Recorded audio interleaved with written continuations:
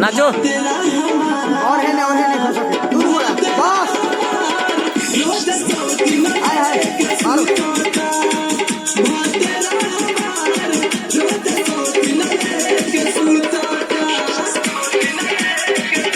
बाल गिरा था। हाँ पोजीशन चेंज करो देखा पोजीशन चेंज करो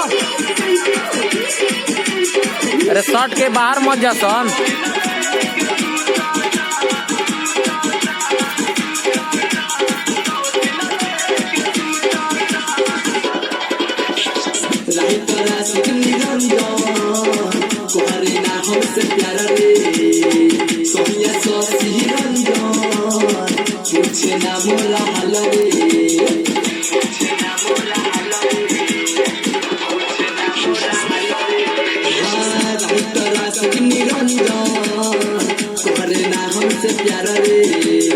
सोनिया सोसी